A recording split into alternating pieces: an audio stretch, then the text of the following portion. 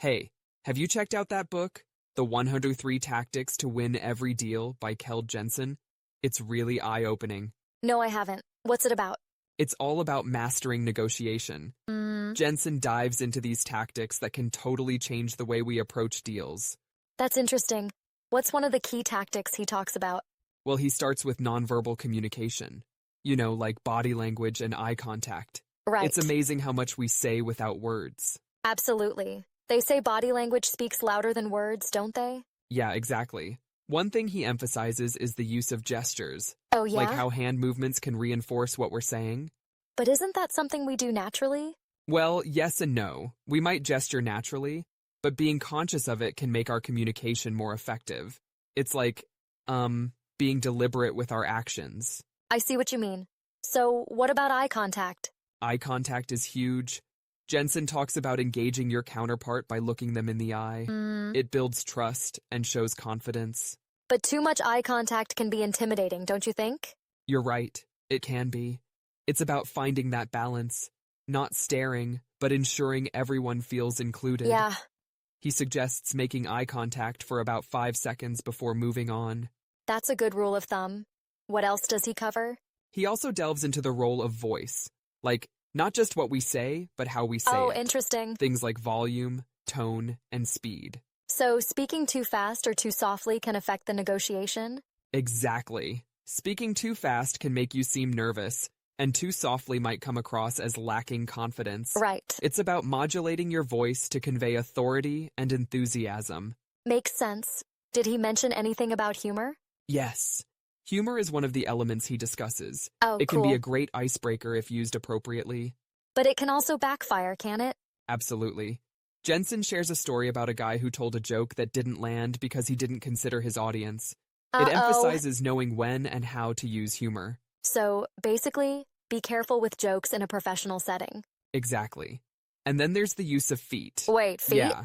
It's about your stance and how you position yourself. Oh, like grounding yourself to appear confident? Yes. Standing firmly, pointing your feet forward, not fidgeting.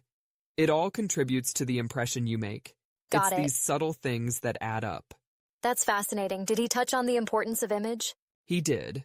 Your appearance sends a message before you even speak. Right. It's not about being flashy, but dressing appropriately for the situation. So basically, match your image to your message and audience. Exactly. Now moving on, he talks about the role of mathematics in negotiation. Really? Yeah, understanding numbers is crucial. How so? Well, you need to know your costs, the value of concessions, things like that. For example, offering a discount without knowing its impact can hurt your bottom line. That's true. You have to crunch the numbers beforehand. Exactly. And when negotiating in a foreign language, he emphasizes understanding cultural nuances. Oh, yeah, Body language can mean different things in different cultures. definitely. A gesture that's friendly in one country might be offensive in another. Right. So being aware of these differences is key. Yeah, It prevents misunderstandings that could derail negotiations. he seems to cover a lot of ground. What about education and learning?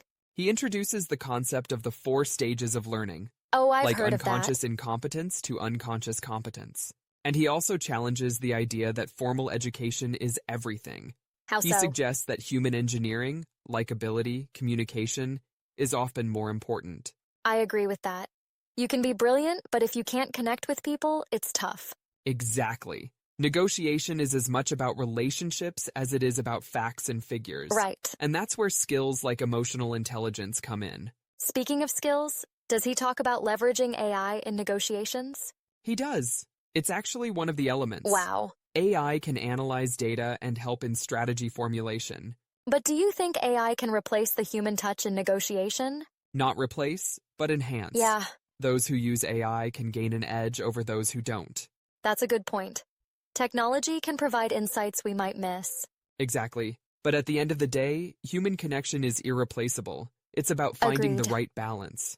Did he mention any strategies for the negotiation itself? Yes, he introduces the strategy access matrix model. What's that It's about? a tool to help choose the right negotiation strategy based on mutual importance. That sounds useful. So you tailor your approach depending on how important each party is to the other? Exactly. It helps you decide whether to be more collaborative or competitive.